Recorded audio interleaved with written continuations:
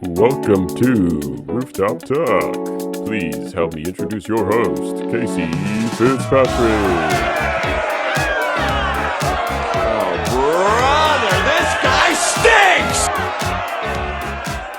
Hello. Welcome back, everybody. It's been a minute. We are in a new season. I got a new mayor. Let's go. Shout out to my boy Zoran. And we're back at it. You know, I apologize, everybody, for slacking the last, year plus on these rooftop talks. Honestly, I just had to lock in. And the results, they paid off. Not going to lie. Coming back from a strong dub in the last Premier League season, myself plus the World Cup. Come on, you guys got to bring the competition this year. But I digress. The past is in the past. Present and the future is today and tomorrow.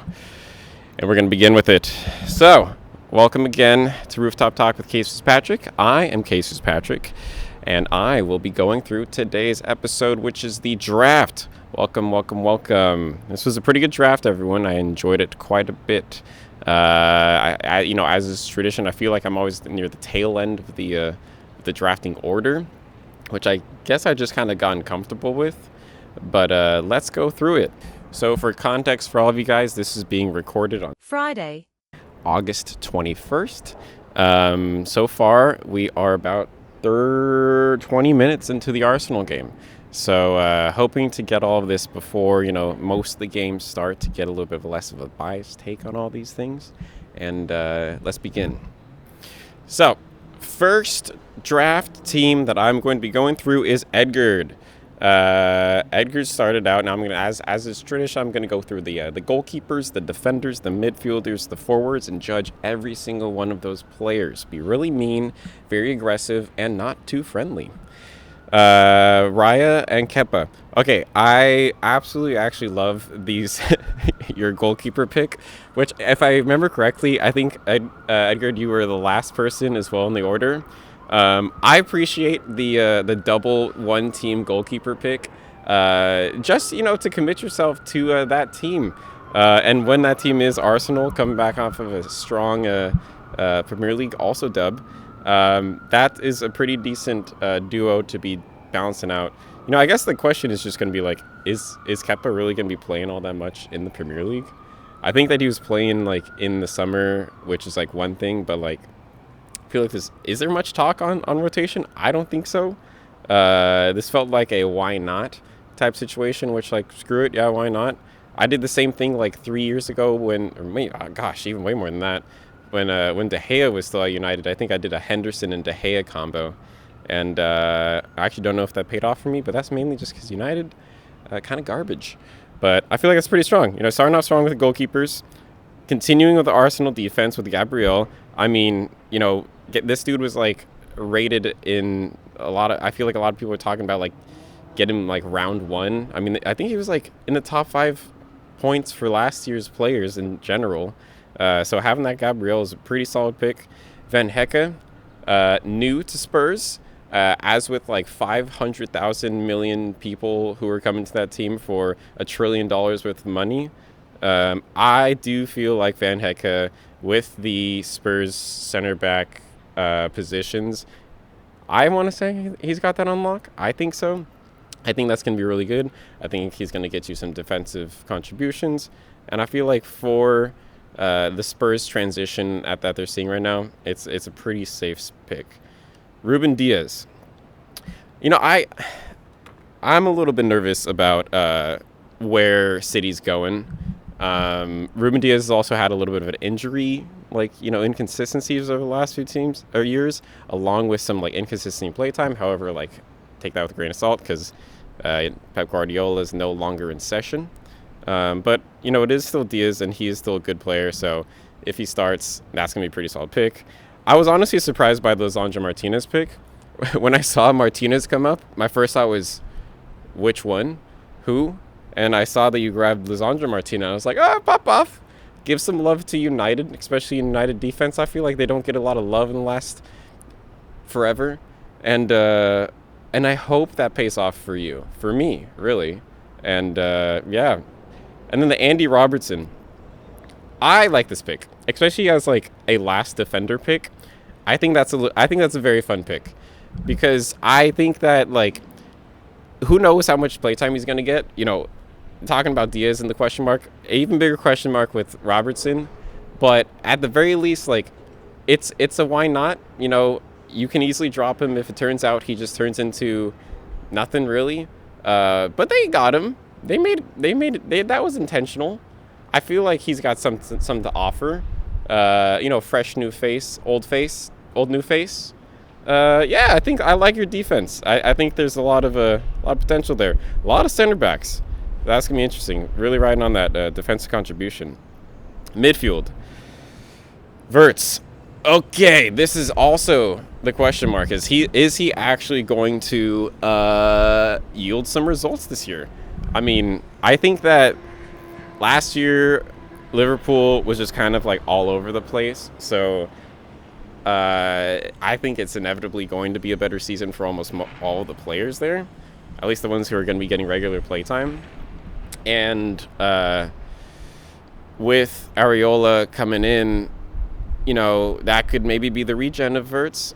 It's the question mark. In my head, I was always like juggling, like, is Szoboszlai going to benefit more? Is Verts going to benefit more? I feel like they still want to make a couple signings, so like you don't really know where it's going. But I think that's a pretty solid first pick. Doku. Okay, so I remember when he first came in, I was really a fan of him. I think I had him on my team. I think I picked him up for different periods. I feel like last season he always kind of swapped around, like, off and on of people's teams before ultimately like becoming a quite decent FPL asset. And with regards to City's lineup in the front, I think he's kind of got it down mainly. I mean, we'll see what time will tell, but like at least as of the end of last season, the Doku, Semenya, and Holland combo front three, pretty reliable. So as long as he has playtime, I will say that's a pretty good pick. Although I do see some calf injury on my red now, which I don't think was present for the draft, which is kind of a bummer. But it also only says September 5th. So, that's not too far out. Still worth it if he ends up being fine. Njai, I like that pick. I had him last year, and he was such a blast to have on my team. I think that, like, he started out this season pretty strong, and then he, like, kind of tailed out at the end of it, kind of like so-so. So I'm interested to see if the similar thing comes up with him now. I also feel like there's consistently rumors of him potentially leaving Everton, which some of those I think I saw might have even been outside of the Premier League, in which case that would be kind of a bummer. But if he does go on to an upgrade to a different team, that could actually be a pretty solid investment. All in all, I feel like Njai is a pretty solid pick. You want a guy like that on your team. Amad Diallo. I love this man, obviously. He's been at United for so long. I think that he's like so much fun to watch. I love seeing him in the World Cup play for his country. I think he always brings like that level of intensity, and fun with his play style. That's just like very entertaining to watch. But from an FPL perspective, I mean, man does not get enough playtime. Like, we'll have to see what goes on with him and Mbeumo. And anything else that might happen on the right-hand side for him to actually become a valuable asset. So, I don't know. Not too certain about that pick. Yermi. So, I remember when he came to Crystal Palace last year, and I got really hyped up on him. I think I picked him up for like a few weeks as well. And then he gave me absolutely nothing to work with. Will things change? Honestly, I don't know. Crystal Palace is kind of in an iffy position with like the managerial rotations. I feel like I just hope this isn't like a Kudus type situation where everyone's like, oh, he's gonna be good, and then like nothing really ever works out. I value that actually as a higher pick maybe than Diallo as of right now, just because at least Yermi gets consistent play time, and I like giving someone another chance to demonstrate how they maybe got something to offer. So that's fun. I think with Doku injured, like maybe a little bit of an iffy midfield, but you can still work on it. Forwards. Gonzalo Garcia. I actually didn't really know who this guy was going into the draft, and so like you picked him up, and I was like, who the hell is that guy? Real Madrid? Okay, pop off. but is he good? Question mark.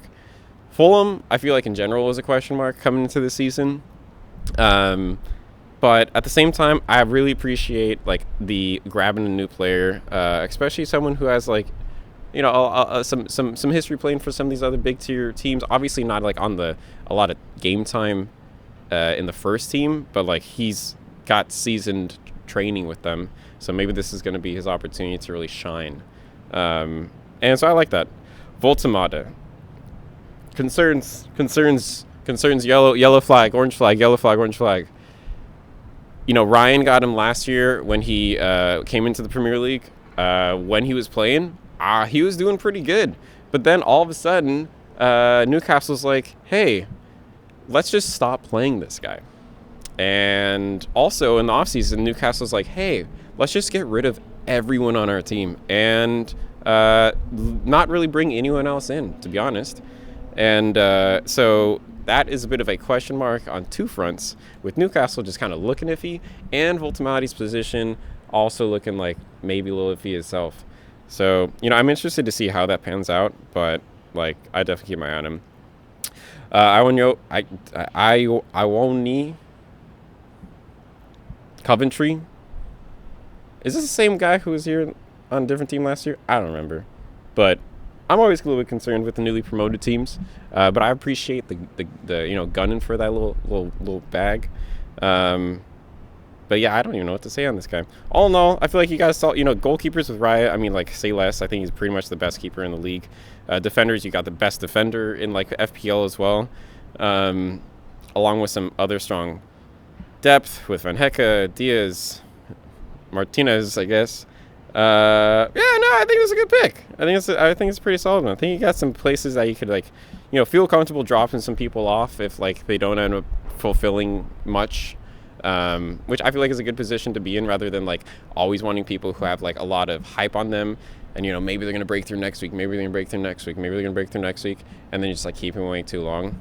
But so yeah, no, I think you got a pretty solid start, Edgar. Alrighty, next up at bat is my boy Nathan Tran. Let's cut at it. You know, I always enjoy playing with Nathan Tran in this FPL league. I feel like you always got some very interesting picks, very interesting prospects, very interesting vision. And starting with that interesting vision with your goalkeepers, you got Sells and Trafford. I feel like both of those are like, you know, I always get a little bit nervous whenever I have like a goalkeeper, or both my goalkeepers or just don't have a goalkeeper. You know, when I'm missing a goalkeeper who isn't on a one of the, like a reliable clean sheet acquiring team, and you know, some question marks on that. But Leeds and Nottingham Forest, I feel like they find themselves into that sweet position where they're like, you know, going to be getting a lot of shots on, but they're still like, you know, for the goalies to make those saves with. But also, you know, they still dabble around with some good clean sheets. I really like where Leeds is going with this season, so I think I like got good hopes on them. Nottingham Forest, I always feel like, you know, they got you know, they got that new manager coming over in from I always forget his name, Crystal Palace. And let me double check that. Yes, I double checked that. It is the guy from Crystal Palace, Glasner. And so, like, you know, everyone always hyped him up when he was at Crystal Palace. At one point, he's been talking about getting that promotion to like an actual good team. And I feel like, you know, he can come in and, you know, get the hit the ground running type stuff. So I feel like that's a solid grab. And you'll be able to like do good, you know, game week matchup type combinations with both those goalkeepers, which is nice. Defenders, Gehi. Very solid. I remember last year I was debating on Gehi versus LaCroix, and went with LaCroix, but Gehi was clearly the better decision because he ended up, I think, getting like second or third in the most amount of defensive points for the year. And now that he's at City, you know, I feel like that does still make things a little bit interesting. You know, City's still another little question mark on their name with their whole stuff, but I think Gehi's a reliable pick.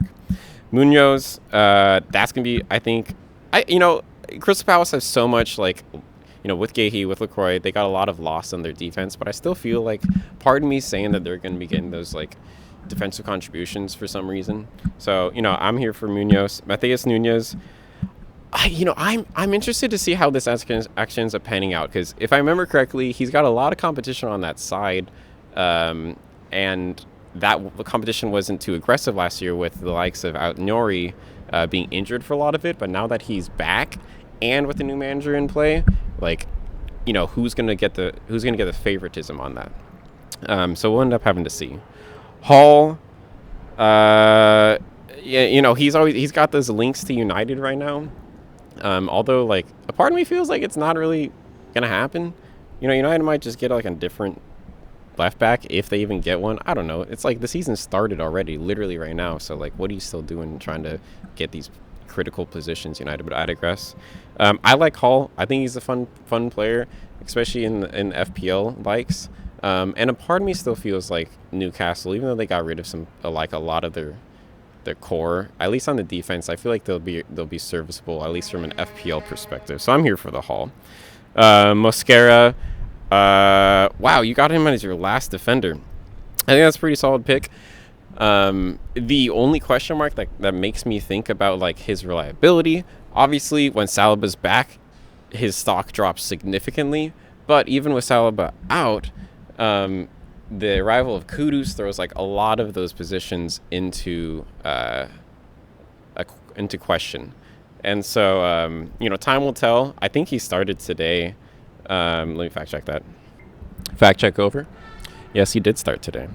So I think that, like, again, over the next few weeks, we'll probably see like where Arsenal's defense settles with the Bar Saliba. But as of right now, I think that's pretty solid, especially for your last defender. Morgan Rogers onto the midfield. Morgan Rogers, some people are saying he's going to be even better, at least as an FPL prospect, being at Chelsea. But I think that I don't know. I actually have no idea how this guy's going to go. I really liked having a Morgan Rogers. The Morgan Rogers-Watkins combo for me 2 years ago was absolutely diabolical.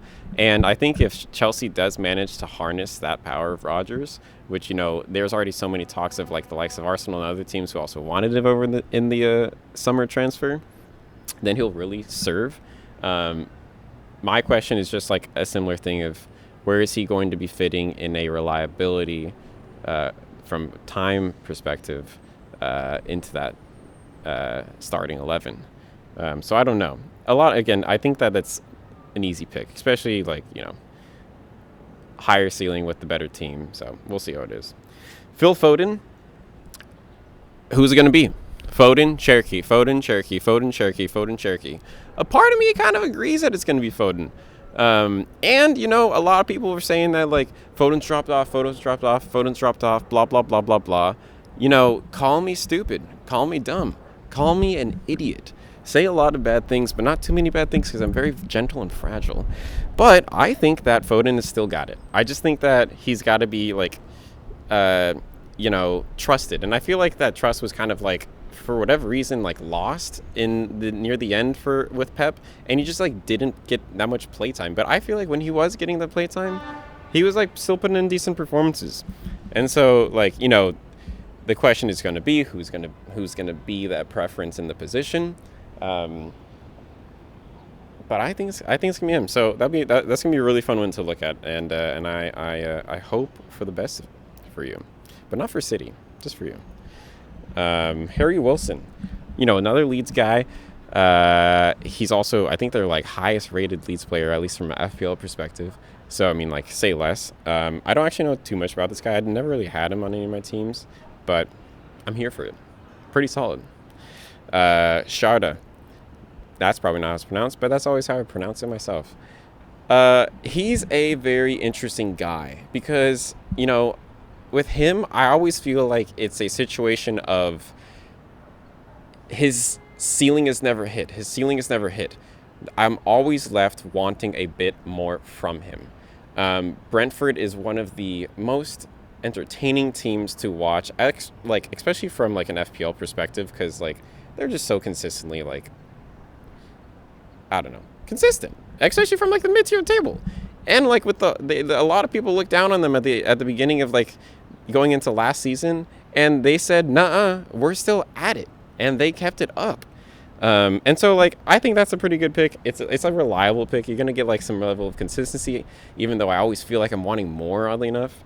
But yeah, And then Harvey Barnes, you know, with a lot of the departures, I actually feel like this could benefit Harvey Barnes' FPL prospect. You know, with the gutting of the midfield, that might mean that they're not going to be getting as much service to create goals. But at least from a playtime reliability, I think he's going to be having, like, you know, more reliability on that starting 11. And so I'm here for it. And honestly, all in all, I think your midfielders are pretty solid. I like it. I like it a lot. Forwards, Isaac. Yes, dude. That's a good pick. Maybe. Actually, maybe. I do think that he's going to be doing, like, you know, even outside of just the injury, not considering the injuries from last year, I think that he's going to be doing a lot better this year for Liverpool. Ekitike is injured for a large duration of the season. Who knows? It might be the whole season. So that question mark of who's going to be starting is not that much of a concern right now. Yeah, no, I like it. Igor Jesus. You know, again, talking about Nottingham Forest, I'm a fan. I had my eye on him as well. I think a lot of people rate him really, really highly in fantasy. I think that he lasted on our market for longer than maybe I'd expected. But the question mark is just, how is that going to juggle with Wood? Are they both going to play up? Is it just going to be him? I feel like he's the stronger preference over Wood in general, at least as an FPL prospect. So I like it. I like it. Strand Larson. Where do I begin? You know, I am a Strand Larson hater. I gotta say this. I gotta say it. I always thought he was absolute dog water at Wolves. And when Crystal Palace dropped money for him last year, I was like, the hell? What are you thinking? I think he's such a smack below average striker that it's insulting that people rate him highly. I had a whole conversation with my brother a couple days ago. Jonathan, I'm talking to you right now. Why do you think that this guy's serviceable? I know you like Wolves because you had Cunha that 1 year, and so you're looking at him a little bit. No, this guy's not good, I'm telling you. If I'm wrong, then, you know, shame on me. But I think this guy is absolute trash. And, you know, Nate, drop him. I'm not even going to pick him up. I swear, I'm not even trying to, like, bait anything. I'm just telling you to drop him right now. God. But anyways, all in all, fun goalkeepers, decent defenders, decent mids, decent forwards, pretty well-rounded. I like it. I don't want to go up against you. And that's all I'm saying. Good draft, Nathan. Good draft. Next, we got Mr. Nicholas Fisher. Coming at him with the goalkeepers. Roefs. I know you really liked Sunderland last year. And honestly, like, I think that, again, I kind of closed my eyes with a lot of newly promoted teams. And so I think a lot of their potential just kind of went over my head. But he was one of their definitely one of the best, especially goalkeepers of last year. Unfortunately, you do not have Pickford anymore, which is rough. Pickford always was a consistent player for you, and but maybe this is going to be that next Pickford guy. Good pick with the goalkeeper. Petrovic, Bournemouth. Bournemouth's always another fun team to watch. More question marks on them because they do not have their same manager. I do not know much about the new manager either, but as a second goalkeeper, I think it's pretty solid. Again, good rotation capabilities, especially better than Edgar's, who only has one team for both of his goalkeepers. Not bad. Defenders, Virgil van Dijk. Damn, this guy's still cooking, bro. He's still cooking. I think that, I mean, you know, it's that I don't even need to say anything on Virgil van Dijk. Good pick. He's gonna do you well. He's always gonna do you well. And Pedro Porro. You love Pedro Porro. That's another one. I know you like Pedro Porro. Pedro Porro's a fun guy. I feel like it's a bummer seeing him at Spurs because I hate Spurs, but I like Pedro Porro. Please go to a better team that specifically I like Pedro, and you will make my life much better. But I think this is a fun pick. The only problem is, now that I'm looking at the app, it says lack of match fitness. Okay, expect back August 29th. That's not too much concern. It was a red flag, though, which is a red flag. But all in all, Virgil, Pedro Porro, pretty solid first picks for your defense. Thea, at the time that this was picked, maybe there was better defenders on the market.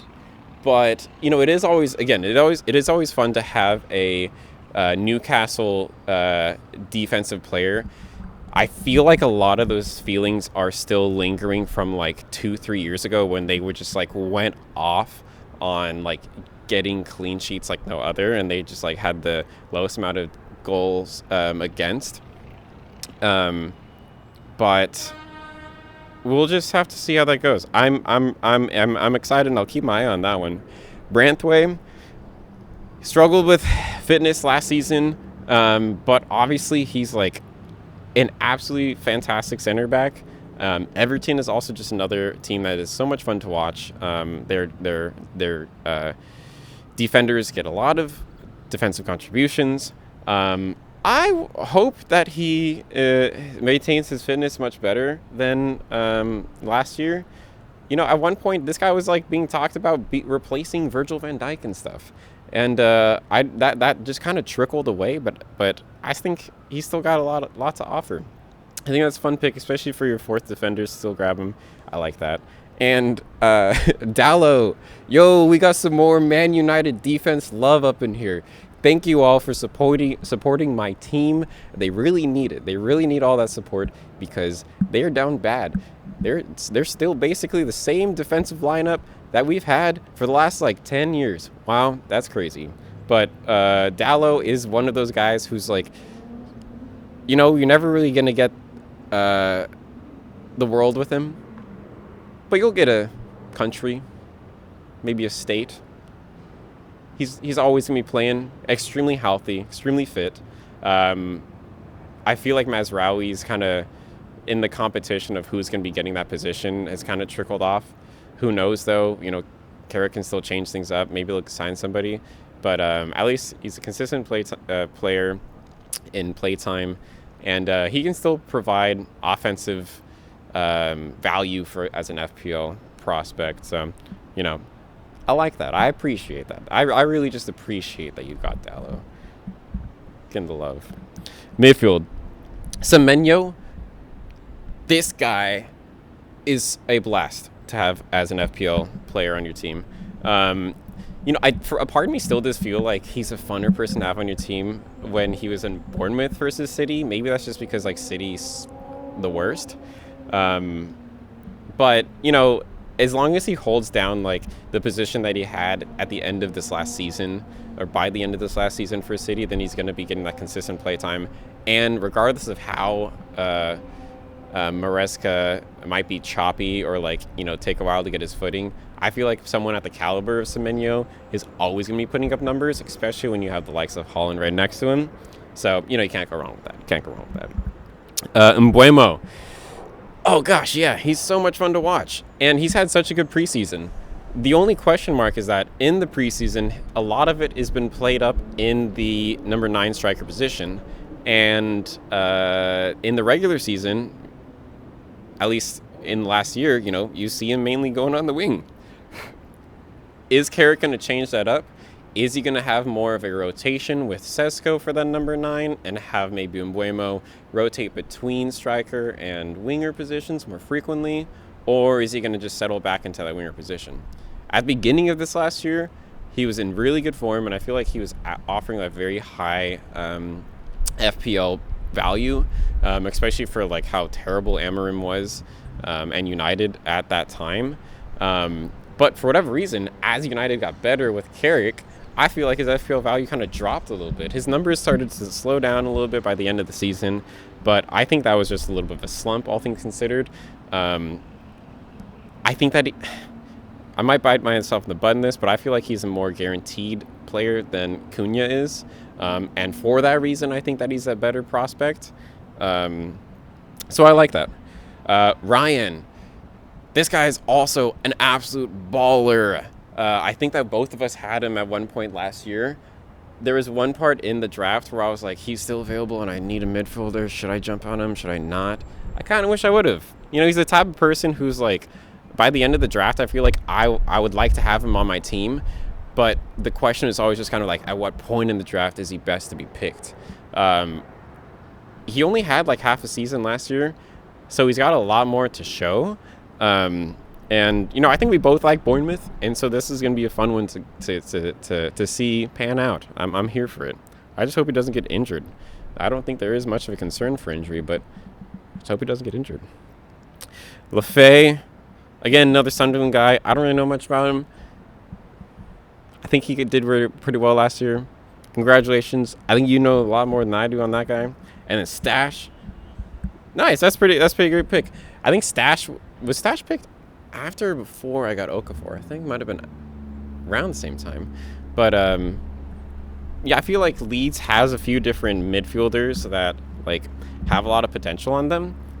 They had some injuries I know around last year, but Stash was one of the exceptions for those, I want to say. And so like, yeah, he's a pretty reliable pick. All things considered, I think he got pretty safe midfield. Maybe some question marks on Mbuemo for playtime, but outside of that, I feel like it's quite reliable. I like it. Maybe a little bit better than your defense, I'd definitely say. And then on to forwards. You waited basically almost the entire draft before you actually jumped on those forwards, which, you know, I actually really respect. I respect just being like, damn it, missed my window. I'll just get the next train 5 trains from now.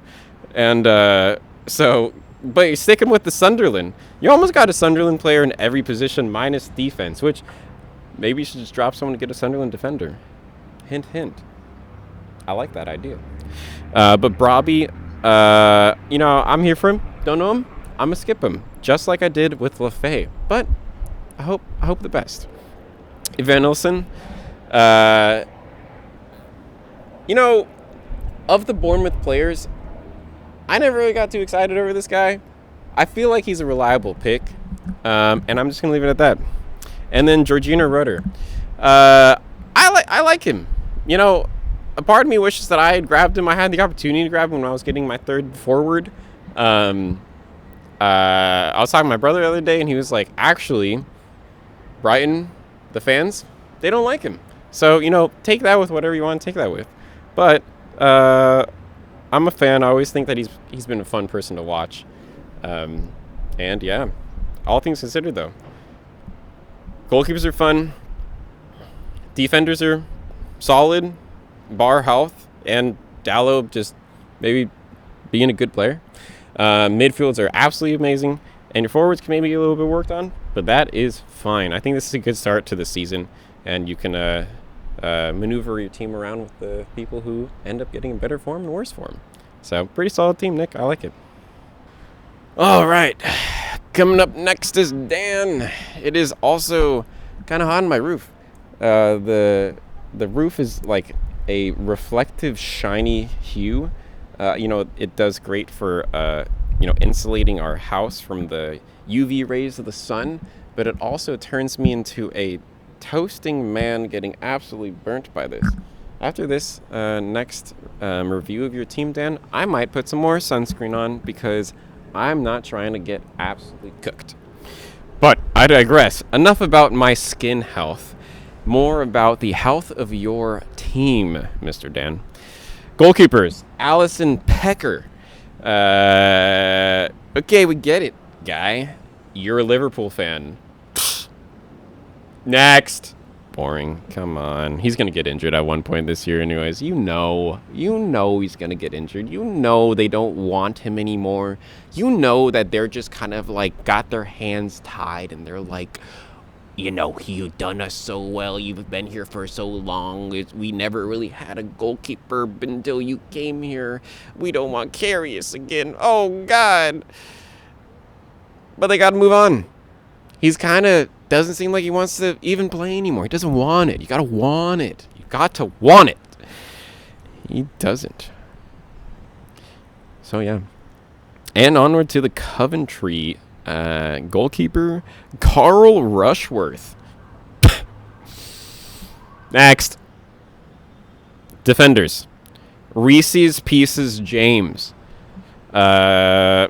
is he going to stay healthy? This is the statement that's made every single year. Is James going to stay healthy?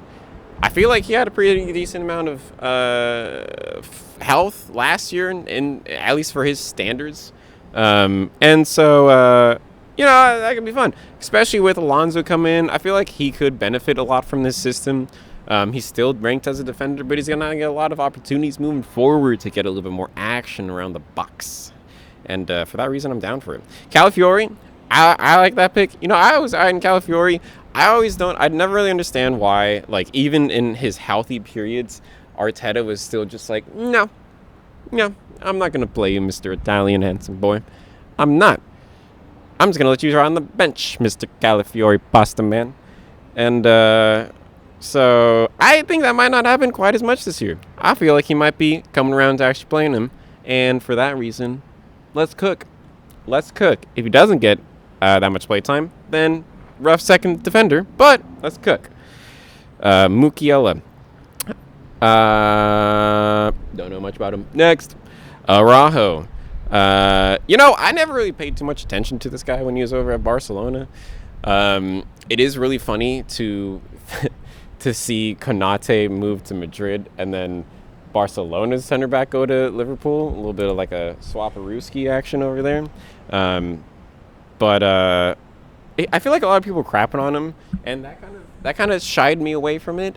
I don't know what the second center back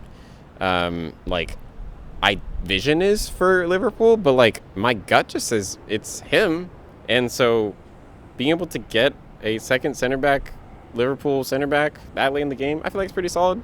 Time will tell. He's obviously not Van Dijk, and we see that. We've seen that from the Konate Van Dijk, which I also think Konate is overrated as heck. FPL dynamic. Konate was never nearly hitting the same numbers as Van Dijk. So time will tell if Rajo does a little bit better than Konate. And Van de Ven. This is absolutely hilarious. The number one thing, talk about injuries, you already got James, is his health status. And while he was a clean, healthy boy just a couple days ago, at least in the app right now, it says red flag. And if that's not a red flag, then I don't know what is. Because although it does say it's expected back soon, unspecified injury is a concern. So let's see how long this lasts, Mr. Dan. It'll be interesting if one day I see him on the free transfer market just because he's hurt and he's not coming back. But with that being said, I think that he's also a starting center back for Spurs. I think that when he plays, he's a beast. He's so fast. He's very fun to watch. Again, another player that, like, I'm bummed to see him at Spurs. And if he was healthier, who knows? Maybe he wouldn't actually be at Spurs. Maybe another team would actually have jumped on him. But, yeah. Midfield. Solis? Don't know. I think this is going to be a fun pick. I think it's funny that Marinelli, even when Trossard leaves and it's an opportunity for less competition on that wing, instantly that prospect is killed by the likes of Solis. He had an absolutely killer summer in the summer games, the friendlies, and everyone really seems to be saying that he's going to be their starting winger now in that left side, and I'm here for it because, I love a good rotation. I love a good new face. Let's see how that pans out. Soboslai. Oh, I'm so bummed. I'm so angry at you for getting this. I was debating on how I was going to be navigating my picks for like the order you were after me, and I wish I would have swapped some things around because I really wanted Soboslai. I think he's maybe going to be the better beneficiary of Iriola's introduction to the team than Wirtz. And with Salah out, he's obviously demonstrated his free kicking capabilities, which has been an absolute blast to watch. And he might, I don't know, this needs to be fact checked if it's Isak or if it's Soboslai, but he might be taking on penalties, ? That could be an extra benefit. I think I undervalued him as an FPL prospect this last year or so whenever he came in, but I've turned around on that. I'll admit I was wrong, and so I think that's a good pick, and I'm jealous that you grabbed him. Rashford was an absolutely hilarious pick. You know, all these United picks so far, you know, I'm just like, minus Mbuemo, I'm like, oh gosh, I appreciate the love, Dan. I appreciate the love. I really hope you're right, by the way. I really hope you're right, and I really hope that Rashford was worth the third midfield pick of your draft, because that would just mean that he's back, baby. He's changed his numbers because he no longer even has that number available anymore. I am concerned that he's just going to be rotting on the bench all year.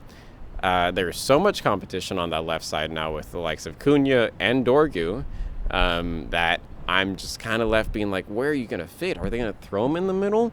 And Buemo's likes it in the middle. We already have Sesko, who's obviously a primary striker. I don't know. I'm nervous, but I hope he at least touches some blades of grass. I hope he does. Thank you, Dan, for giving my boy some love that he needed. More love than I would ever give him, frankly. Esteval. I feel like this is going to be a type of player who every year when it comes for a new season, it's going to be like, is this his breakout season? I think that he's still young enough to be able to warrant that label on him. I also think that's partially just because he's not getting the amount of consistent starting play time.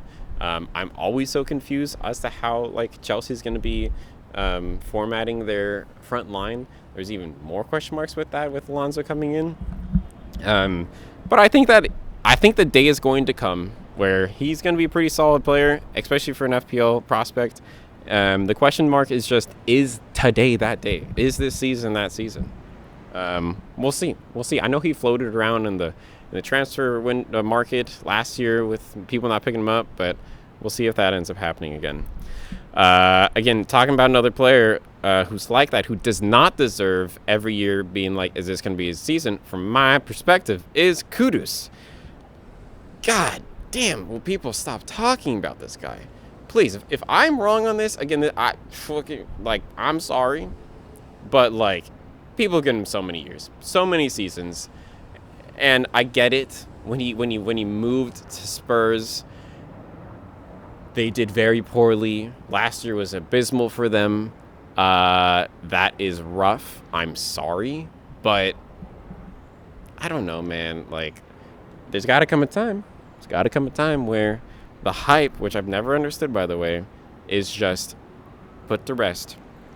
And with that being said, maybe he's actually being put to rest because he is also looks to be injured. Thigh injury, 25% chance of playing. I have not looked up to see how severe this thigh injury is, but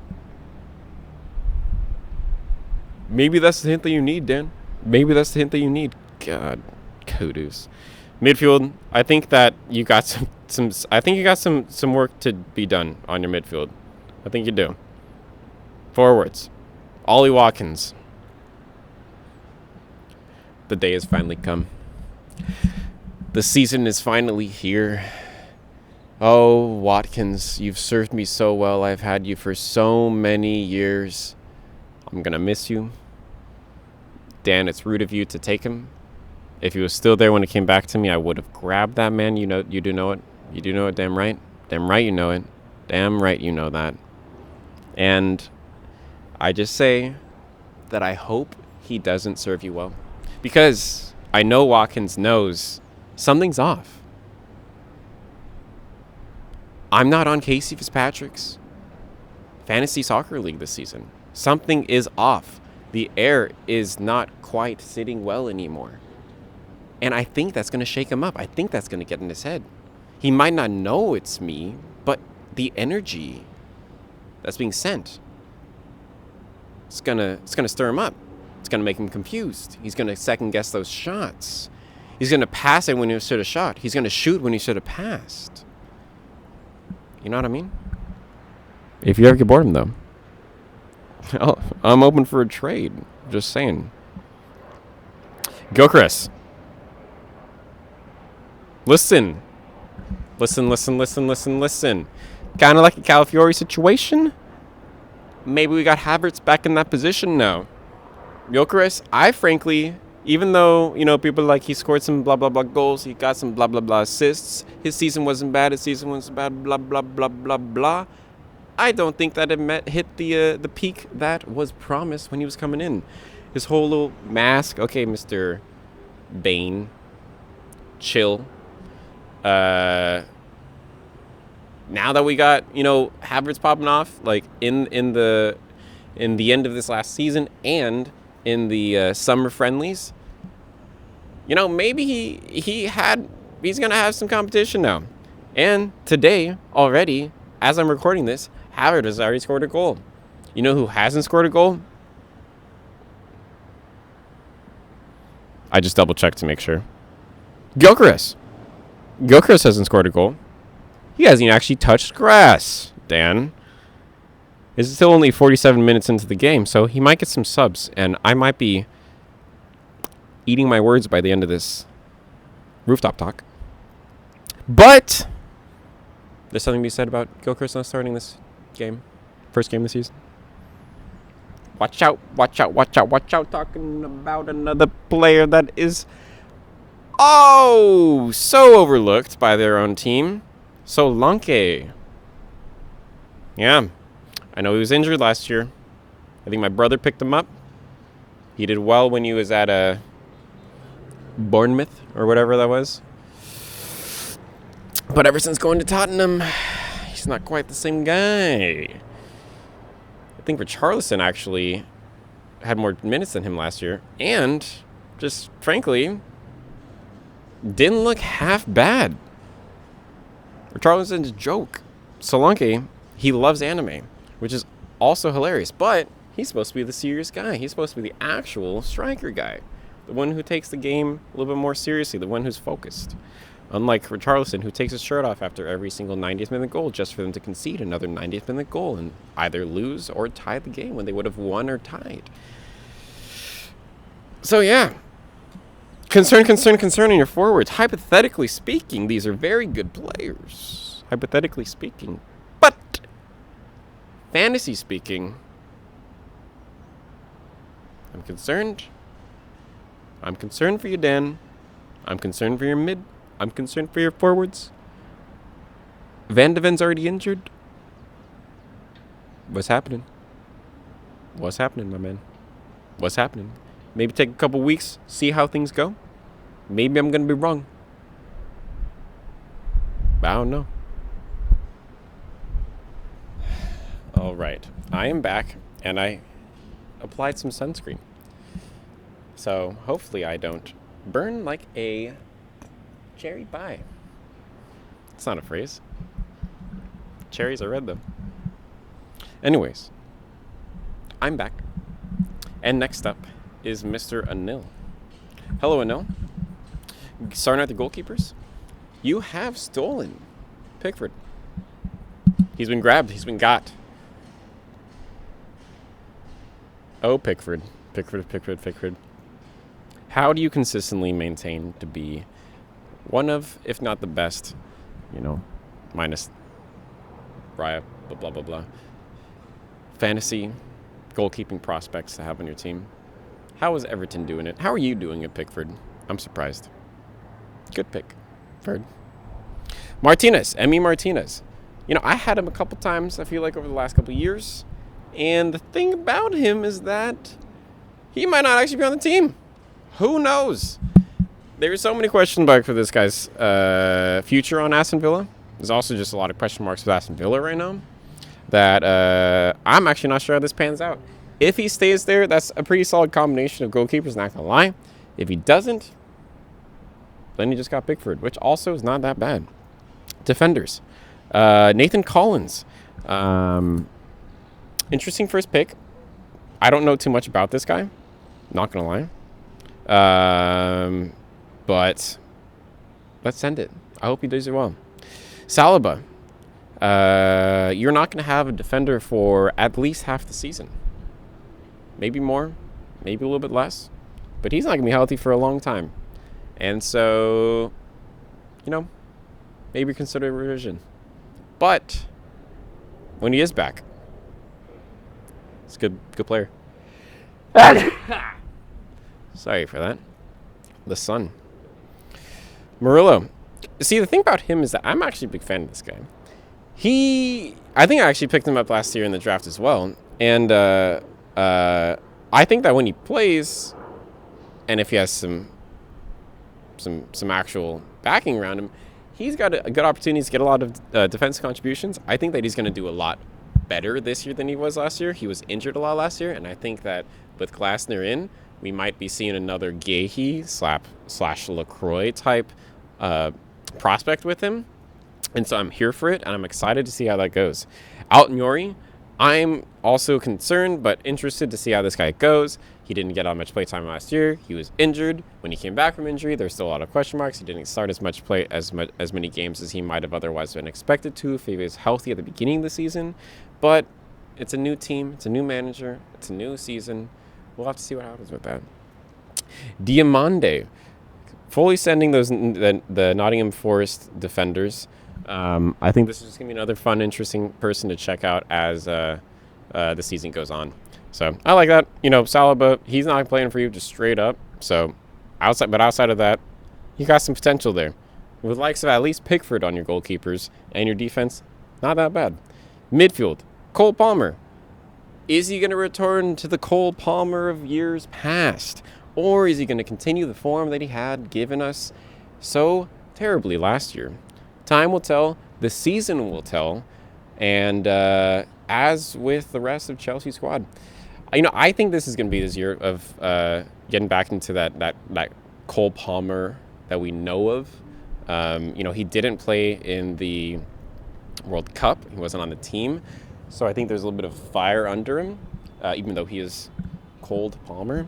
And I think that he's going to be bringing it back. I think he's going to fit in Alonso's system a lot better than whoever the heck was at Chelsea last year. Gosh, I just can't keep up with these managers, man, especially at a team like Chelsea. So I like that. Rice, I think that's also a very good pick. I was hoping to maybe have him on my team this year, but that obviously did not happen. And I think that he's going to serve you well. I think that there's a lot of question marks with so many midfield depth on Arsenal's team in terms of who's going to be playing. But I think that he's one of the players who's going to be pretty locked down on any game that he's probably healthy for. I might be wrong, but we'll see. Whatever. Cherky. I talked about Foden. Again, it's the question mark of who's going to start over who. He really killed at the end of last season. I think he's a lot of fun to watch. He's such a player with so much banter. That's very entertaining.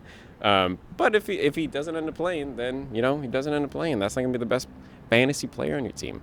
So the first few weeks is gonna be a good sign on how that pans out. But it'll be interesting to watch. Bruno Guimaraes. See, this is where that Arsenal midfield starts coming into question.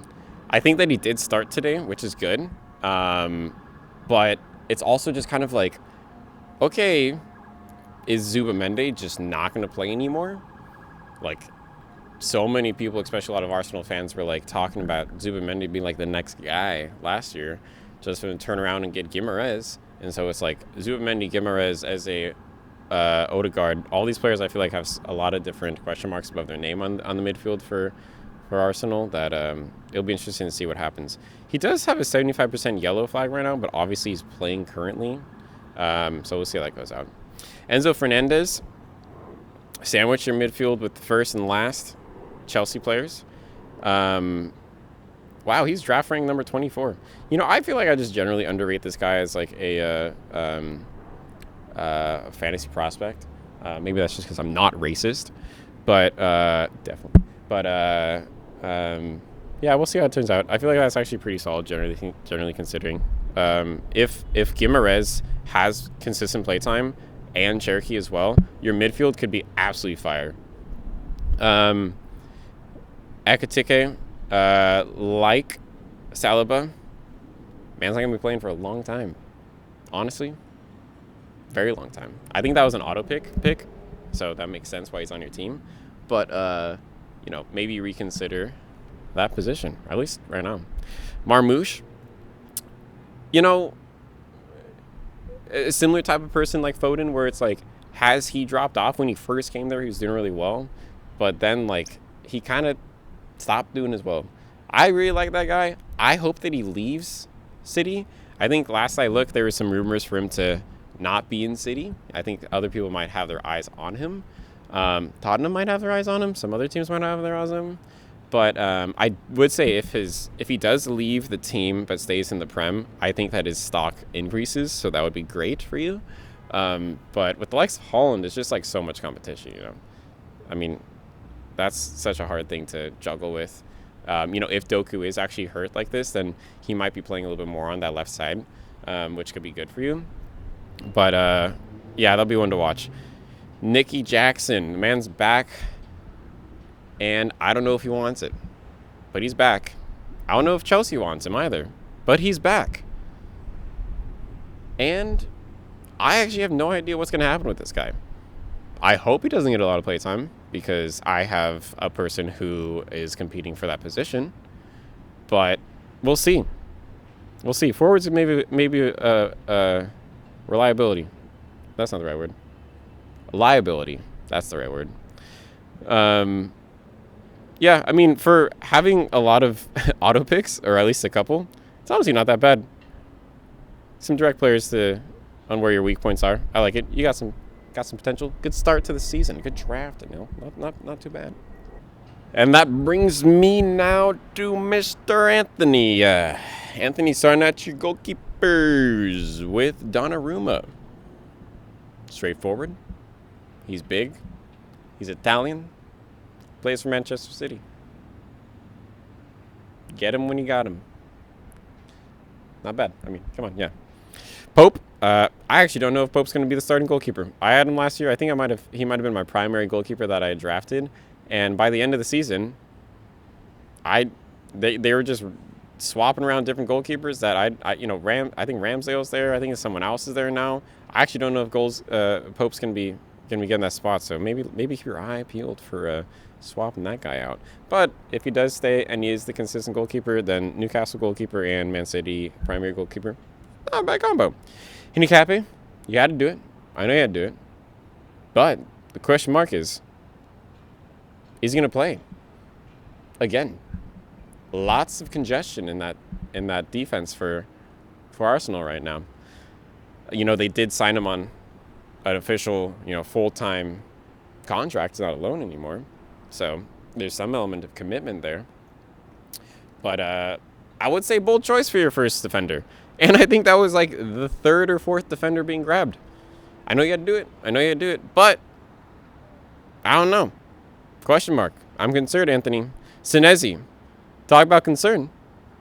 If this was last year, genius pick. I think he was maybe top 5 defenders last year. This year, I don't know. Who's it going to be? Van de Ven? Can you give him up? Can you put him on the bench? Will they? I don't know. Van Hecke? Will you going to put him on a bench? Senesi? You can't put 3 players in a position that occupies 2 people. Unless they put him on the wing. Which I haven't really thought too much about. But I don't think that's the situation. I like him. We already went over how Van de Ven is super injury prone and is actually in the red right now. So you'll probably see him starting in your first game at the very least. I think he's going to be doing really good as a fantasy prospect when he plays. But again, time will tell. I bet you're hoping that Van de Ven just snaps his leg in half. You're probably wishing for his demise right now. You're probably thinking to yourself, Van de Ven, you're a little piece of glass. You got glass bones and paper skin. I'm going to go over there. I'm going to push you over. That's all you're thinking about. You want to break that man in half just so Senesi can get some consistent playtime. You're a freak, Anthony. Stop thinking like that, Anthony. Stop it right now, please. For the people, for the children. Anyways. Frimpong. Jeremy. I like this guy. There was a period where there was the rumors of him coming to United. He went to Liverpool. Instantly kind of looked like mediocre. By the end of the last season, I did pick him up, and I really enjoyed him on my team. But that's not the same manager anymore. Slot is not there. We got a new manager. And honestly, he could actually maybe benefit a little bit more from Areola. But time will tell. I like him. I like that pick. I think I think both of those are maybe safer picks than the Hinakapi. Canvo. I don't know how to pronounce his name, so I'm going to just say Canvo. I think this is a really good pick. I was hoping to snag him maybe on the later ends of the draft as well. I had my eye on him when he came into Crystal Palace to replace that Gehi void when Gehi left. And if things continue, we have LaCroix out, we have Gehi out. This guy still established himself, at least as an FPL prospect, to can maintain those defensive contributions. And as long as he holds those numbers up, which he might have even more responsibility now that those players are gone, I think that's pretty good. Colwill. I mean, yeah. Alonso. Chelsea center back. I think if he stays healthy, that's gonna be a really good pick. I feel like he's got to be starting. He's got to be one of the starters, right? Especially if they do a 5 at the back, 3 center back type combo. Not bad. I mean, it's a little iffy, but I think it's pretty good. It's gonna land on its feet. Defense. Midfield. Neto. He's an interesting guy because I feel like there's also a few times where last year he's just sitting on the transfer market because people come around to realizing that maybe he doesn't put up the numbers that you kind of expect him to be putting up. Maybe there's gonna be a question mark of his play time as well. Again, I don't really always know the preference of the lineups for Chelsea, especially now that Alonso's there, and formations might change around, but yeah, I'll keep my eye on that. Odegaard. Nick definitely thinks this is a season where he's back, baby. And I don't completely disagree with it. I feel like that, again, I feel like it's mainly going to be the maybe Bruno Guimaraes, Zuba-Mende type butting of heads for that position, along with Eze. But Odegaard, I feel like as long as he stays healthy, he's going to be pretty serviceable. And I think that they got confidence. I think they got stability. And I think they got an identity. And I think Odegaard is part of that identity and confidence and stability. And he's coming off of a pretty decent Norway World Cup, so he's excited. I think he's excited. I think he's got it. I think he's a fun prospect. Just hopefully he doesn't get injured, because that sometimes happens to the guy. And we'll see. Tielemans. That's an interesting pick. I love everyone and their united picks right now. There's so much love being sent to the team in places I would never expect the love to be sent to. And Tielemans is one of those guys. I think that he's a really good pick for United, frankly. I think that was an absolute steal of a pick in terms of how much money a lot of the midfielders are going for this summer. They got absolutely nothing for him and Santos, which former Chelsea player. The question mark is just on the FPL side is how is he going to manage to get points and how he's going to be positioned within the team, but also get play time. And I don't really know. I'm still kind of a little bit confused. I'm always just super hopeful that Kobe Mainu doesn't end up being on the bottom end of the deal with all these new transfers in the midfield, because I want to see that guy get more and more play time. He's so good. But Tielemans, I think time will tell. I don't really know how much. I never really rated him too much as an FPL prospect, so I can't judge him too much on what he's going to offer United from that same position. But we'll see. We don't have Casemiro anymore, so maybe Tielemans is going to pick up a little bit of that void. Casemiro was honestly a pretty solid FPL prospect last year. Not going to lie. But yeah, Gittins. Is he going to play? Is he going to play? Esteval's the guy where I'm going to give that guy another year to maybe prove himself. Gittins is the type of guy who I'm I still don't know who you are. NPC-ass player. Don't know. Will I be eating my words? Maybe. Maybe I will. Maybe I won't. Damn it, though. Hinchelwood. I think that was a good pick. I like that guy. I think that he's I think he's one of those Brighton players who's going to be offering a lot in the midfield, and I think that's going to translate over to your FPL success.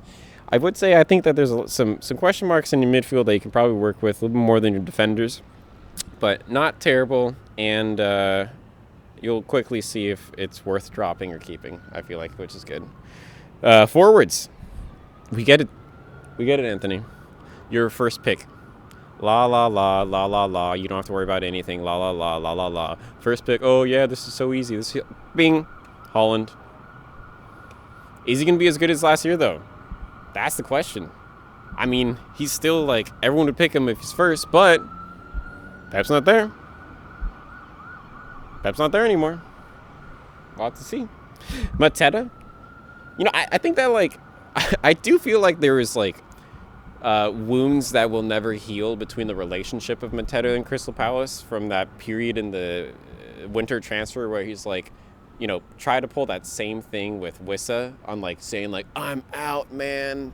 Like, I'm never gonna play for you guys, which was an absolute bummer because the fans loved him. It really seemed like he had a good chemistry with the team and with the identity of Crystal Palace. You know, the whole kicking of the flag, boom, boom, boom, boom. Very nice stuff. But, you know, all that came crumbling down when he decided to be like, I'm out. And although that he was punished by, like, losing, I don't know, like a good amount of weeks, honestly, of playtime because they're just like, you can't be doing that. Come on, Mr. Mateta. By the end of the season, I feel like they were like, we don't got anyone better. And, you know, we're talking about Strand Larson, or whatever that guy's name is, who's absolutely dog water.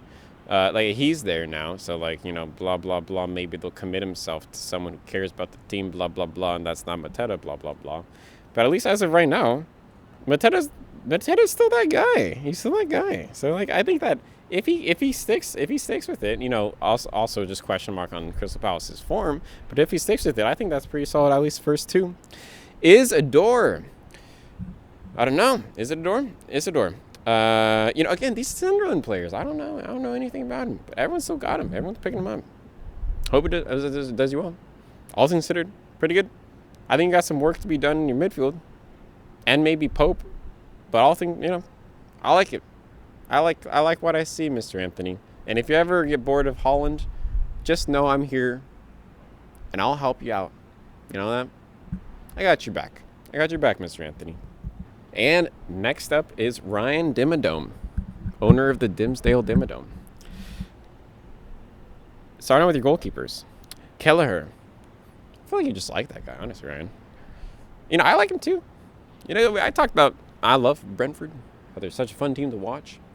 He's Irish. I gotta like him for that. You know, pop off. I'm glad that he's one of those guys where I'm like, I'm glad that you left Liverpool because first off, Liverpool's trash. I hate Liverpool. They're bad people, all of them. But also you had so much potential. And frankly, I think they're kind of buying themselves in the butt with it because with Allison right now, I think they kind of wish they still had Kelleher. How dare I said that? No one wishes they had Kepa. Verbruggen. Yeah, why not? Yeah, see, that's the type of second pick that you get right there. Not terrible. You got some rotation possibilities, but Keller is gonna pop off. I like that. Defenders Nico O'Reilly. I remember when I first obviously when I saw when I first saw him when I was watching him play, I was like, oh my god, this guy's tall. How tall is this guy? I was so surprised. I think that he's a really good player. I think that he's really proved himself last year. I think that, you know, he offers a lot in terms of what the next fullback generation is going to look like for soccer, professional soccer strategy, blah, blah, blah, blah, blah. Good pick. If he plays, you know, I'm just so... It's a hypothetical good pick. We'll see. We'll see how it happens. LaCroix, whatever it is. I had him last year. Did me well. I think he's gonna be. I think he's gonna be starting for Chelsea. I think he is. He's also just like a DEFCON beast. I think that Chelsea's really starting to reform their identity of that defense.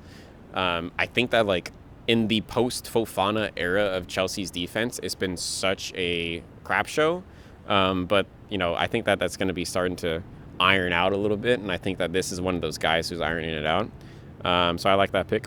Truffert, I also had him last year. I absolutely loved him. He got me so many points. He was an absolutely fantastic fantasy prospect. But with Bournemouth's changes with Areola going out, how's that going to affect him? Time will tell. Time will tell. Chris Richards, another one of those guys like Canbo who I'm like, I'm here for it. I'm here for those Crystal Palace defenders, man.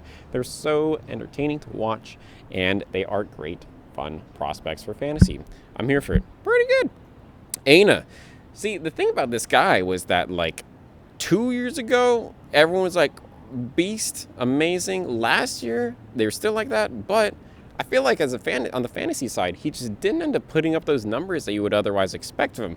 Not quite like a Kudus type thing, because like I think that he showed more success than Kudus, but just kind of like a what happened? A little hiccup? Is this a hiccup, or is this a complete fall? I don't think it's a complete fall, and I think that Glasner coming in is going to bring him back. But it's interesting. I think all things considered, that's a pretty solid defensive lineman you got up there, man. Pretty solid. Pretty solid. Midfield, Saka. I think as of writing this, or speaking this, I don't write anything because I can't write. Saka has scored his first goal of the season. And as long as he keeps his health, he's going to continue to score those goals and maybe assists as well. And, yeah, I mean, first round pick, simple as that. Morgan Gibbs White. You know, a lot of people also say this guy's another first round pick. Still managed to get him outside of the first round at Nottingham Forest with Glasner in. He might even do that much better. Stronger identity. He's committed himself to the team with that signing of that contract like a year ago or whatever. And so he got, you know, very badly injured last year, but managed to still bounce back with that face injury like pretty quick. And he's a fighter. He's a good guy to like have on your team. I'm excited for that. Dango, I had him last year. He was also so much fun to watch, so much fun to see play. He was, you know, nerfed a little bit with the AFCON weeks that he was out, but I think he's a good pick. And I think that like there's going to be a little bit more comfortable. I think he might be more comfortable with his like second season now, so that's fun.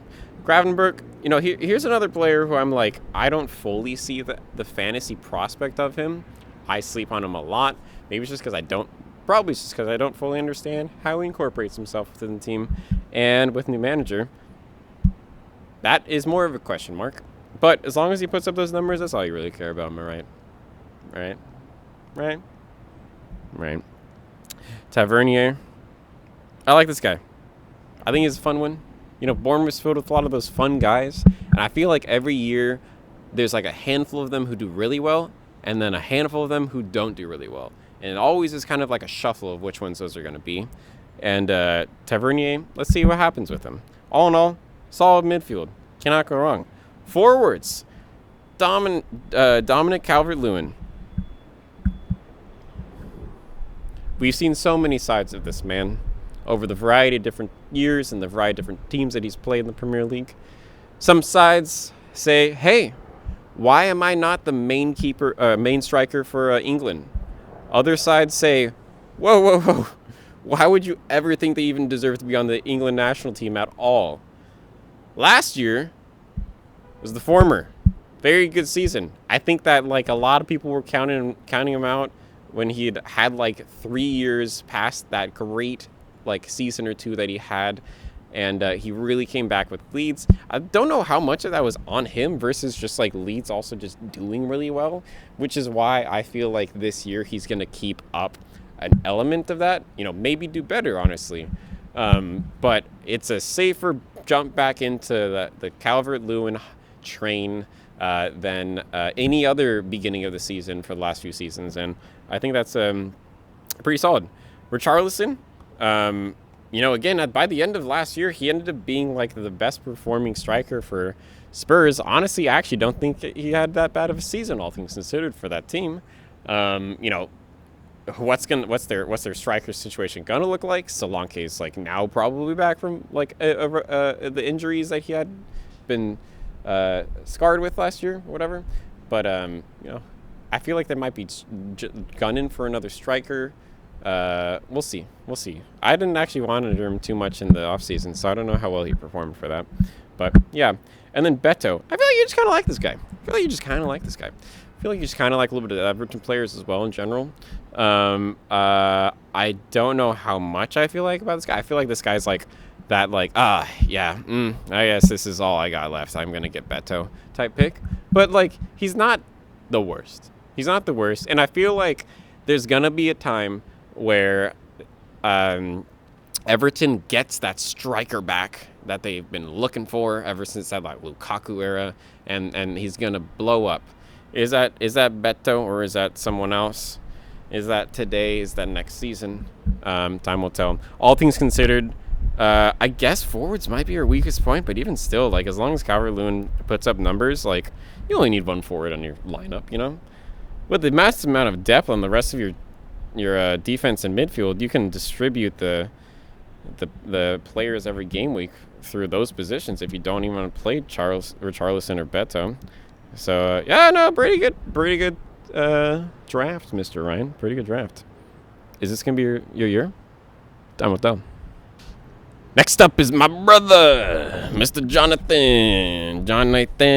Starting out strong with some more love from Manchester United. Let's go. Yes, Lamens. Listen, I had him last year. And I think that he is a decent keeper. You know, I do. I think that he came in, obviously almost anyone with who knows how to play the game is going to be doing better than Onana. God, that was a bad time. But I feel like he's kind of just established himself as that first-line keeper. Like, I don't know if United, at least as of right now, is really trying to spend the money on anything. For the near future as well, depending on how he performs this season. But, a lot of people say, is he going to be the next Courtois? You know, he's from Belgium. He's the next Courtois. Maybe. I hope for myself, not for you in a fantasy sense, but for myself, I hope he does. And I'm here for it. Thank you for getting Mr. Lamens. Thank you. Sanchez. Talk about a guy who plays soccer. You know, that's all I got to say about Sanchez. Frankly, Chelsea, what are you thinking? What are you doing? What's going on here? Like, okay, Alisson, like, I was dragging Alisson because I'm like, blah, blah, blah. Does he want any more? Blah, blah, blah. He's always injured. Blah, blah, blah. They don't got no depth. Blah, blah, blah.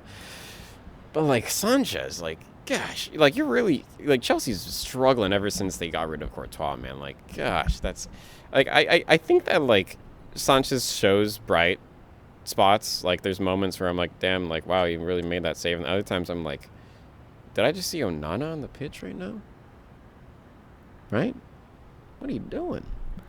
Like, God, you guys can do a little better than that. Anyways, I like it. I'm going to support my boy Lamens, and mainly with that, I'll say a thumbs up to your goalkeepers.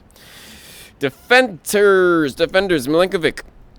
I'm here for the Nottingham Forest. Defenders. I like that pick. I'm here for it. However, your next pick with Julian Timber. Question marks.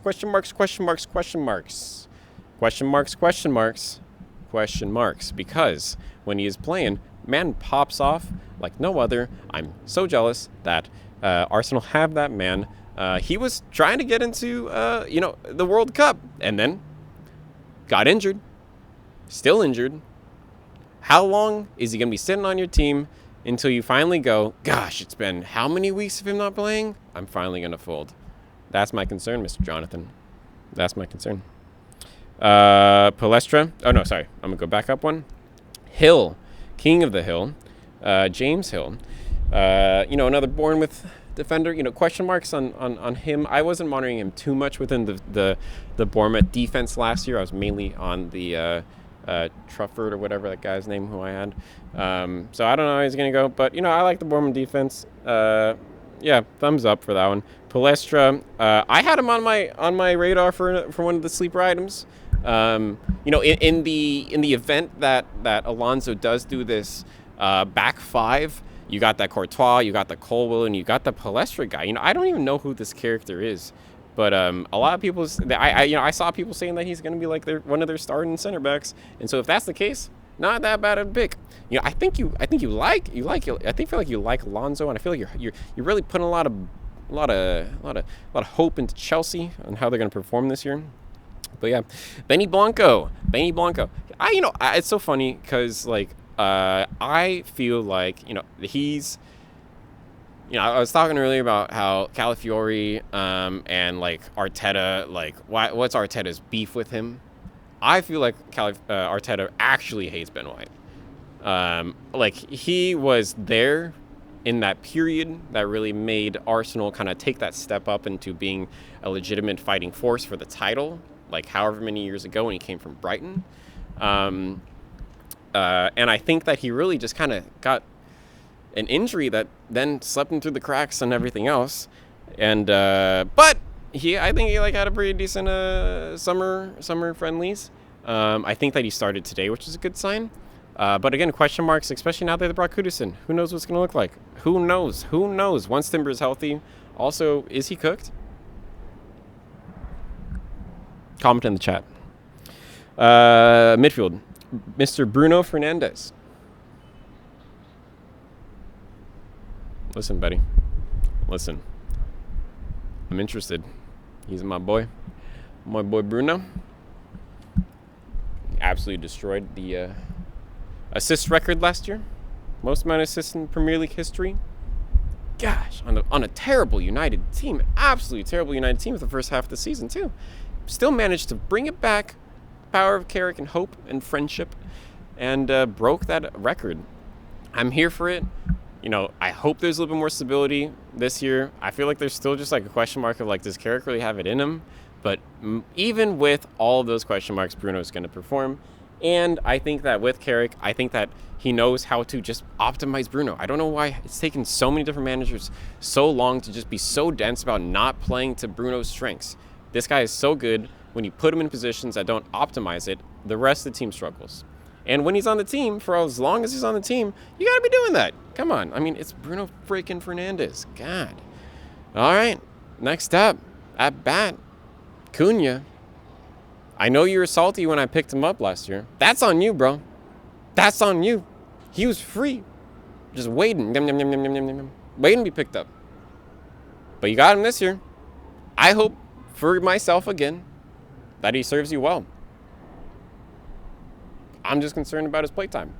Again, I think partially what made him come back and perform very well was because Dorgu's injury.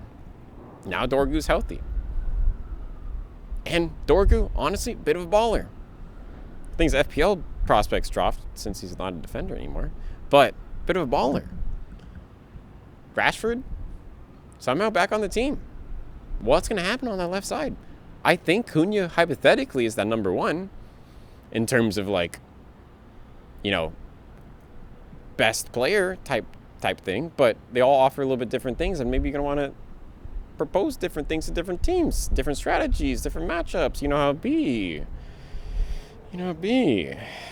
But yeah, no, Cunha. I like the guy. Just admit it, Jonathan. Become a United fan again.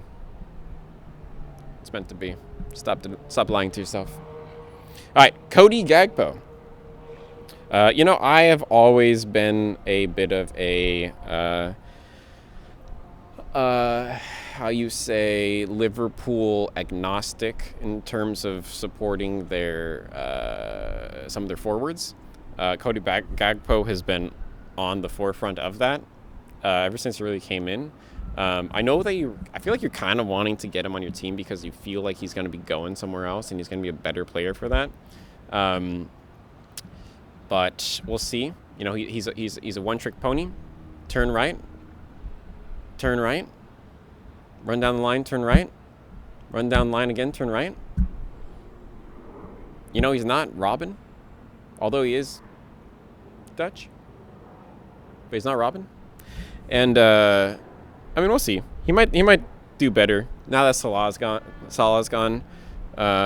He might do better. So I'm not gonna say it. Sar. I literally messaged you like 5 picks behind when he was available. You're going to pick him up. You didn't even see the message. And you know what happened? Picked him up. I know you like that guy. I like that you like that guy because he's fun. He's a good guy. He's fun to enjoy. Those Crystal Palace wingers are always such a good time. Minus Jeremy, who's just, maybe question mark. But, I think I started with him last year and he did really well until he got that injury. plus the I think he was maybe on AFCON, but and then I think you ultimately picked him up. We did a little bit of a swap at one point. I think you brought him back on your team, and I got like a different winger. Anyways, yeah, I mean, I think that's a pretty good pick. Your midfield's, as long as people get play time, I think your midfield's still looking pretty good. Pascal Gross, I don't know much about this guy. Is he one of those like DEFCON beast type thing? Anyways, why not? Grab that as your last midfielder. Pretty good. Kai Havertz, onto your forwards. Kai Havertz, he's obviously starting today. Is this gonna be his big year? Is this gonna be Kai Havertz's big year? He scored the first goal of the Premier League season. Pop off. Congratulations to that for him, for both of you. I think I mentioned this earlier, but I feel like he's maybe a hotter prospect on the forward list than Gyökeres is for fantasy prospect. But time will tell with his health status and how Arteta just feels that day, frankly. We got to figure a new word for like pep roulette, but for Arteta. Arteta's just got too many syllables in it. I'm not going to be creative enough to figure that out and what it should be, but we got to come up with something. Sesko, my man, my boy, my injured fella right now. I stuck with him all last season. I had a really good time ultimately by the end of it. I think that took him a while to find his footing, which didn't help when you have like Amarim being absolute trash. But I think that he serves. He's gotten more confidence. There's been like those pictures of like him looking jacked, like they always like to do in the off season with some of these players. His injury is not a fun thing to have to navigate around, which is like maybe kind of hard when you're also juggling like the question mark of Havertz. But again, the question mark of Havertz is maybe simmering down a little bit with him starting today. Yeah, I mean, like I'm excited to see how, come maybe like October, what his status looks like at United, and he's gonna be a fun one to watch. Wissa, again, like this Newcastle front line situation. Voltamata came in. That was partially because Wissa was supposed to be the big signing of their front line, but then he got injured. Blah blah blah blah blah. By the end of the season, he was fine. I know you like your Brentford players. He obviously came from Brentford, with him coming into the season healthy, there's maybe a stronger argument that he'll maybe get that position. He's got the seniority on the team, definitely in terms of that striker spot over some of the other options. But with just the status of Newcastle, who knows? Who knows what's going to happen? Eddie Howe's gone. Is that his name? Was that the old manager? I think so. Probably. Something like that. But yeah, I mean, I think that you really got a potential of having an absolute diabolical front line. There's just a lot of question marks of what that stability and reliable play time is going to look like. That's always something I feel like I always talk about a lot. But all things considered, I enjoy your defense, but I feel like it's got some vulnerabilities in it. Your midfield's pretty solid. Forwards have really a high ceiling on them. And then shout out, I just want to give you some love, some respect, some appreciation, as I've given almost everybody else for their commitment to some of these United players. United really needs it today. I really need it today, and I really appreciate that love that you've sent. You have an infinite amount more United players than I do because I have none. But even still, shout out to you. Four United players. Gosh, this looks like a team that I want. A team that I want. A team that I would like to have some of those players of. Hint, hint. If you're picking up what I'm putting down. Anyways, good draft, Jonathan. I'm excited to see how this turns out. All right, buddy. Up for my team next to Mundo. Goalkeepers. Honestly, I kind of was just like, who needs them? Who needs them?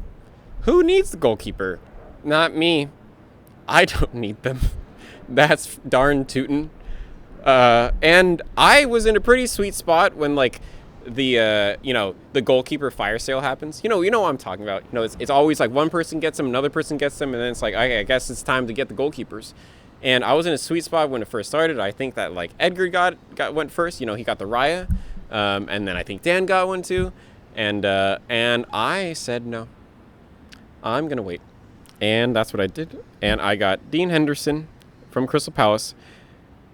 Just again, not the first time I've had this guy on my team, I guess. So I'm going back on it, and he looks to be having an ankle injury right now. 75% yellow flag, not red. And then Kinski, which is the Spurs goalkeeper. Again, I talked about the Spurs defense this year. I feel like if they're going to be investing in any place that is having a little bit of a confidence in it coming into this team, which I hope that I'm not going to be eating my words, is they're going to be their defense. I think that they have a little bit of that depth in the center back positions that's so vulnerable on health. The likes of the Pedro Porros and the wing backs, I think the fullbacks, I think they got a good chance getting some defensive core under their belt. I feel like a lot of the defenders under what's that guy's name? I can't remember it. Looked it up under De Zerbi.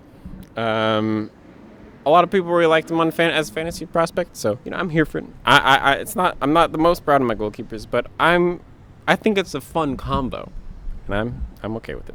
Tarkowski, he was available. I needed a defender. I had him last year. He's a DEFCON absolute beast.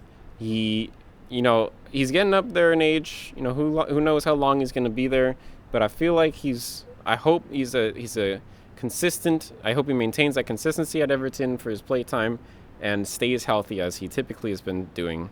And so I said, Tarkowski, let's do it again. You know me. Let's do it again. If I can't get Watkins, I'm gonna get you. Gavardio, I also had him last year. I also signed him in the draft last year. I feel a little bit uncomfortable about it after the fact, remembering how many defenders City has, but I feel like he's really one of their best. I think he's pretty good. As long as he stays healthy again, I hope that he keeps that spot. O'Reilly, whatever his name is, feeling like that might have some competition with it. He can play in the center though as well, but also you got Diaz, you got Yehi, you got Kusanov or whatever his name is. I don't know. We'll see. Maybe I signed him a little bit early.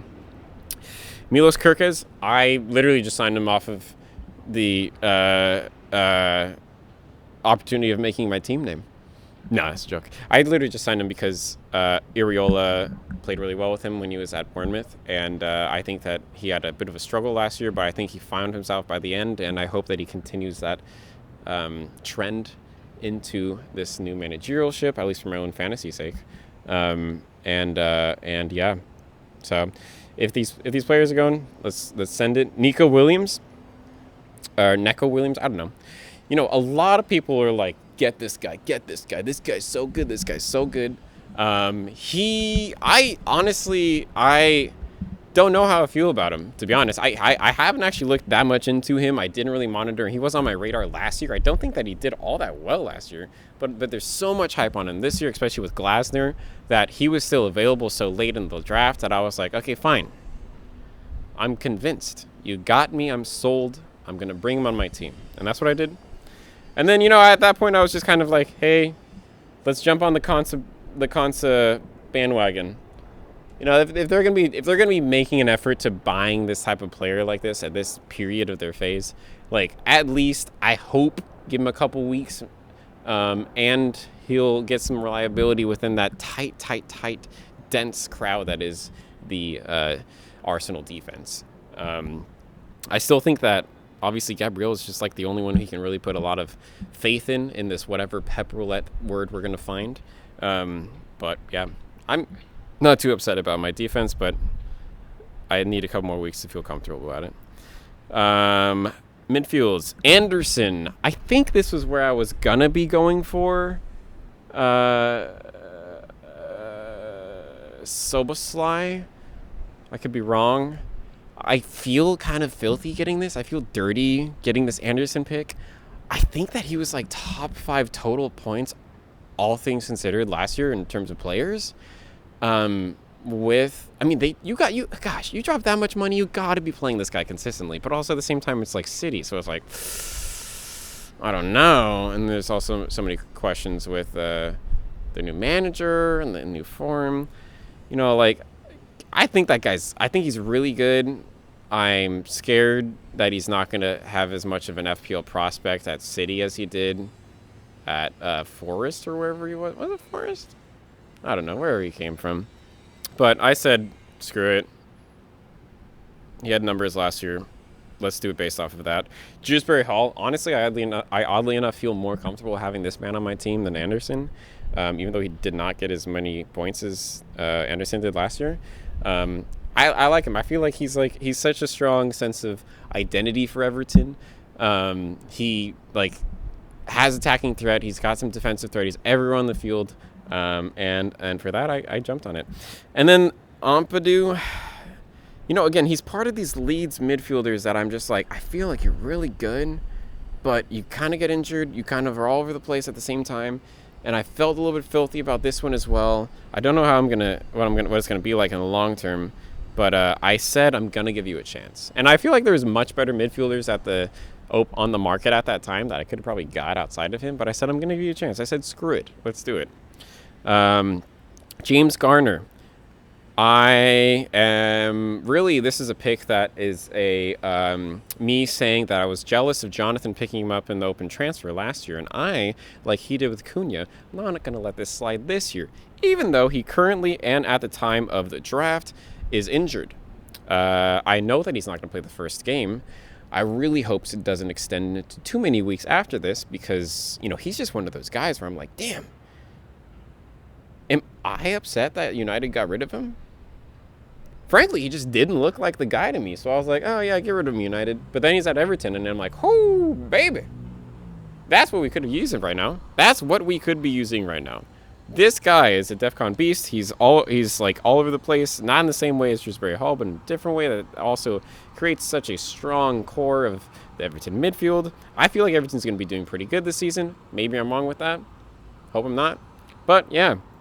And then Mamadou Sangare. So after going through the list and realizing that I forgot they have Shardist and Dango, and I'm like, oh shoot, like how is he actually gonna fit with the wings for Brentford? But I said I took a risk on Thiago last year. Screw it, let's take another risk on another new Brentford player. And this year that player was Sangare. He was on my sleeper list. And I'm excited to be able to get him just because I love a good sleeper like that, and it's gonna be fun to watch him go. João Pedro, he's another person who I was like, I didn't have faith in him. I didn't have faith in him. And I still feel uncomfortable having him on my team. But at least last year, he demonstrated he's still gonna be putting up numbers for fantasy. And maybe there's gonna be some more of a concern this year, because last year it was really just him and Delap showed to just be smack below average. And this year they got, Nicholas Jackson's back. What's going to happen with him? They obviously went out and got Welbeck. And so they clearly are saying that at the very least Welbeck is going to be bringing that seniority that I think Chelsea is thriving for. They're thirsty for it. They need it. But he also is still at an age, unlike Henderson, where he's still competitive, and so that gives me some concern in João Pedro's playtime. But I feel like he's established himself as someone with some authority and wanting that position, and so I think that's going to be at Welbeck's loss, which I don't think he's actually too concerned about, because he's also still up there in age, and they play a lot of games, man. They play a lot of games. We gotta take care of these players. They don't get enough care for their health and well-being. Anyways, Thiago, I had to do it. He was the sleeper pick last year, and he was an absolute killer. I think he was the sleeper pick of last year, to be honest. He did so good. I am a little bit concerned that he's not going to do quite as good this year. I also think that it's not going to hit the same if he even does as good, because it's not as much of a surprise, and there's a lot of expectations this year coming into it. But these Brentford, they're strikers. It's like a Crystal Palace winger. You just love to see them every single time they come, and so I'm here for it, and I'm down to jump on it. Chris Wood, I felt also icky grabbing this one. I was like, with the two forwards, I was just kind of like, let's sleep on the third forward, kind of like I was sleeping on the goalkeeper type thing. I kind of wish I got Rudder. He was available and they got him. But yeah, we'll see. I'm willing to just. I know he didn't play that much last year, and I had him a couple years ago, which was he was my sleeper pick when he popped off that 1 year that he absolutely destroyed it and pulled the last year's Thiago basically. It's oddly enough that I have both of them now, and I don't have as much confidence. I don't think he's ever going to hit that season again for sure. But I said screw it. Let's jump on it. Let's see how he compares and performs with Igor Jesus up there. And yeah, that's my team. I don't feel terrible about it. That has been my recap of this year's draft. Thank you everybody for sticking with me on this Rooftop Talk with Case Patrick. I'm Case Patrick. And it's been a blast. I think that of the drafts, I'm really liking Ryan's team. I think we're close in terms of doing pretty well. I think Ryan's got some reliability on his squad. It's very very safe in that regards. I feel like I was questioning some of the picks you were doing, Jonathan, as the draft's going on, but in looking at it in its complete list, I think that it has a very high potential to it, and so I'm excited to see how that pans out. It's like a Jenga tower, where the tower's like very tall, but it's also you pull one piece out and it can kind of fall apart. I feel like that's the thing. Like, is it going to stay up? Is it going to stay up? As long as you stay up, that's a very tall tower. That's an extremely tall tower. We want tall towers in this fantasy game that we're playing. But we don't want those towers to fall. And so we'll see how that ends up panning out. Obviously, you're doing pretty good with the Havertz pick. But yeah, anyways, this is going to be a good season. I'm excited. Thank you all for listening. If you didn't listen to this, then it doesn't really matter because you don't even hear me right now. I'm just a guy on his roof getting burnt. That's kind of all it is. Yeah, no, I appreciate it. It's been a blast. Thank you for giving me the opportunity to just like make a video. Making videos are fun. If anyone's ever in town, talk to me. Let's do an interview. You'll be on the next Rooftop Talk with Case Patrick. This has been Rooftop Talk with Case Patrick. Thank you all. Good luck in your Fantasy Premier League season, everybody. Bye.